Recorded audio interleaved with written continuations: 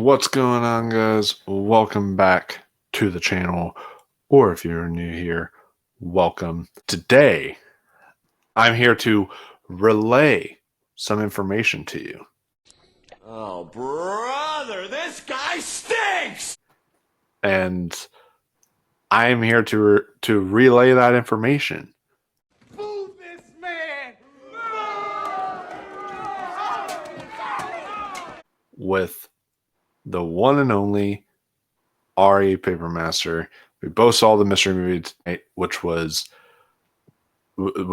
got to see pretty early in advance. It doesn't come out for until the 22nd. We got to see Relay as part of the Monday Mystery Movie, and I thought it was pretty interesting. What did you think of it? I liked it. Overall, I really liked it. I really liked the tone, the vibe it was going for. Yeah. It felt very, like mysterious. Like I liked the nighttime aesthetic of this thriller. And I really liked Riz Ahmed in this movie. I think Riz Ahmed is really good, giving a good, quiet performance. And I like Lily James, who, has not been the star that maybe we thought, maybe we hoped she would be. I'm glad to see her in a mainstream film again, and she's really good. Not doing anything remarkable, I would say, but she, I think, is really good in this movie. I also liked Sam Worthington. It's a bad guy. I thought he was a lot of fun. I liked him just going full scumbag. It was really entertaining. Yes. And I liked Willa Fitzgerald as his goon, who's just always in the background smiling for whatever reason. Like, her character, I don't know what they were going for, but she's like the whole movie, she's like getting off on being a bad guy. I'm like, is It is she fun. is she auditioning for like Harley Quinn or something? Like, is she? And I could honestly see that after not that fully qualifies her for that, but I could see her pulling that off. Maybe James Gunn has been having some meetings, who knows? But yeah, I liked all these performances. It had a good score, and I thought it was shot really well. This film was shot by Seamus McGarvey, who has Oh, that's like previously Irish.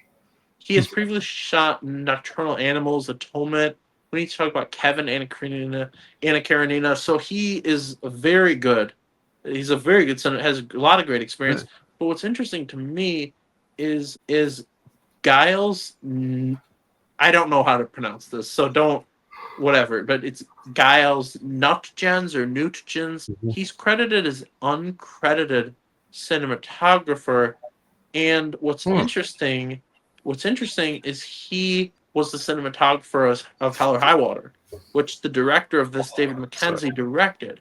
So if he's uncredited cinematography, that makes me think, did he come in at the beginning, but then he didn't like what he was going for, and so he brought in someone else? And that's what I'm Yeah. wondering. But what's really interesting, he's credited for camera and electrical department, second unit on Star Wars Episode One: The Phantom Menace. Oh wow. like, What? like, yeah, I'm not joking. He's cinematographer on Hell or High Water, Hallam Fell, The Deep End, and then yeah, camera and electrical department. But yeah, wild thing to imagine starting your career with The Phantom Menace. That man, that's like yeah, that's kicking it off big time. But yeah, I thought this film had a really good sort of like I could see this guy shooting like a noir movie. It gave me that like the way Yeah. he shot the nighttime sequences. I thought it looked really good. Look to it. Ugh. Okay, so I think the film is mostly well written for the most part, Yeah, but I actually did like at least I know where we're going at, but for the first two thirds, I really thought like, man, this is a tight, yeah, sharp it's well. script. See, It that's has what, that and okay, and I very want back to and talk forth about to it. that And, yeah. because that's what I like about this movie. It's so tight and just simple. It's just such a Yeah. simple story, and I think that's what makes it work. There's so many movies that come out that are too complicated for their own good, and this movie is just like, no, let's just do a straight, you know, let's just do a very simple story, and it takes Which, a direction. if y'all don't know what the story is about, this movie is basically is about these these people called relay agents who, you can call up this agent and they basically would talk to you from the computer and everything. And Lily James has this file that will like expose a pharmaceutical company for all their dirty secrets that they've been hiding, and he is trying to protect her from the people who want this information and everything. So it's Yeah, kind basically of, the agency is like, if lawyers won't help you, the unofficial, yeah. channels. I have some issues with the logistics of it. I'm a little confused as to how it's like, why would a lawyer refer you to something that's like probably not legal? I thought that was Yeah. kind of weird. And then, yeah, but basically they'll help you with stuff other people won't help you with. So he's helping her, and what was cool is that Riz Ahmed is not deaf, but he must, after learning sign language for Sound of Metal, I believe, he must really just care about the community now, because now he stars in another film where he plays a character that is deaf to a degree. So the the writer of this film, he's never written a screenplay. He was credited as additional crew on The Expendables 4. Not not exactly something I would, if I were him, I would probably want them that stricken for the record. This film, yeah, I think I liked that it had a relatively simple structure, and I it's nice to see two actors that maybe were supposed to be stars but did not turn out that way. It's kind of Yeah. fun to see two of those actors team up. Imagine if Rachel Zegler and a male actor who's in a bunch of flops like teamed up on a movie. Well, none of the Like, cast here are like necessarily big names, which I really liked. I think that they no, got, not really. I mean, Mark Ruller I think and they so, both yeah. deserve to be. But yeah, like Victor Garber shows up, and that's an actor that I feel is maybe underrated. Like, he's in Titanic, sure, but like, what do you even know Victor Garber lived for? Like, Yeah. The only one that you could really say, I guess, has been like leading material is the fact that Sam Worthington, he leads the Avatar movies, but but you know, it's yeah, funny. He leads the biggest movies in the world, but he's not leading material at all. yeah, it's funny, If yeah, if because Chris I Pratt normally don't like him as an actor, but he's good in this. if Chris Pratt had gotten Avatar, I think we would be getting better performances for that character. And honestly, in hindsight, honestly, I wish he had done Avatar. Maybe if Chris Pratt had gotten Avatar, then Glenn Howerton would have gotten Star Lord. Yeah, Um, but yeah, maybe. it's a good film with a tight script, a good score, really good cinematography, and it's well directed. I wouldn't put it on the level of Hell or High Water. I don't know if he's done anything since, but yeah, I would not put it on the level of Hell or High Water. But it's just a really good, it's just a really good, solid thriller. It's not anything I'm gonna rush to rewatch, but I Yeah. don't regret watching it at all.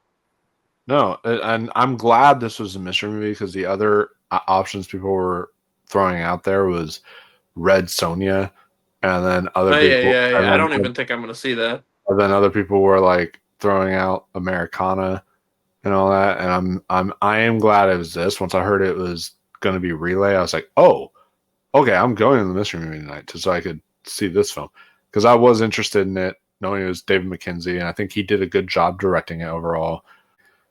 My biggest complaint I have with Relay is that they make a choice in the third act, and that choice might work for some people, didn't work for me, and I think it kind of took me out of the movie at some Yeah. point.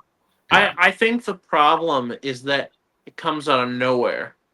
yeah, And this type of thing is done in films all the time, but it can't be do well if it's actually set up.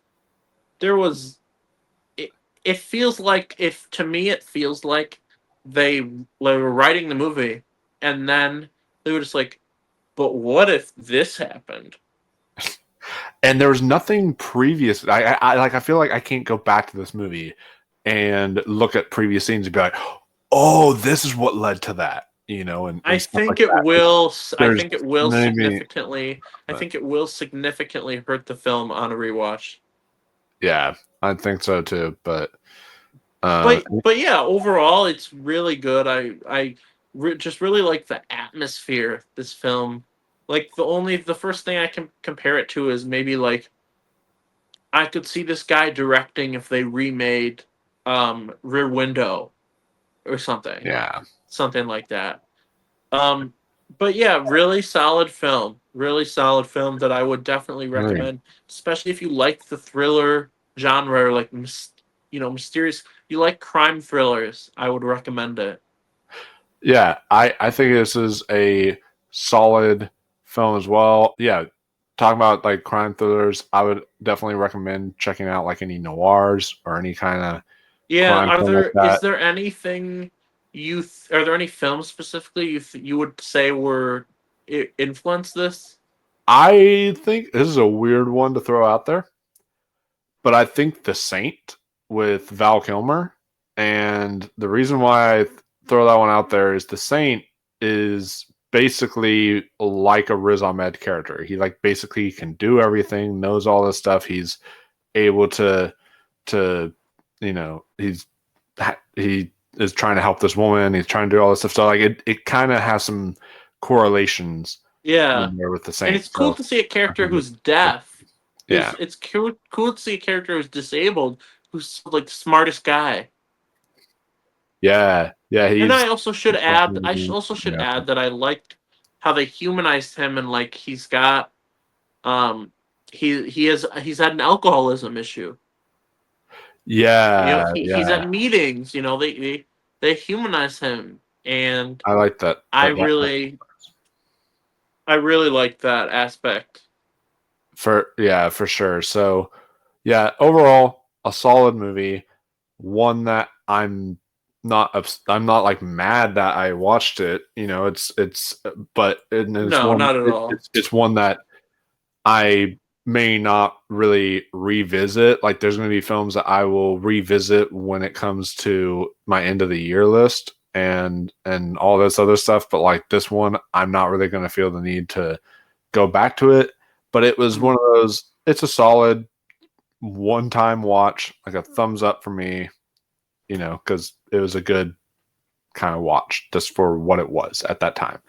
But yeah, that's our thoughts on Relay, guys. Yeah, Now, relay your thoughts down to us in the comments. We would love. yeah, and let's bring up that we have a spoiler review of Josh Kreger's newest film, Weapons, coming soon, and then we also have Alien Earth After Show. we also have Alien Earth after shows coming up starting this week, starting premieres tomorrow, right?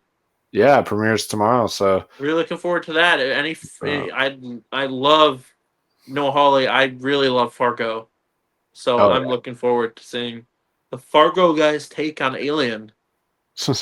It's good that That should be the poster. I know it's gonna be interesting because it's gonna be have the darker moments like Fargo, but it's also gonna have really twisted sense of humor. But yeah, thanks for joining us, everyone, and we'll see you on the next video. We will see you all next time. Until then, stay classy, my friends. Keep on watching those movies.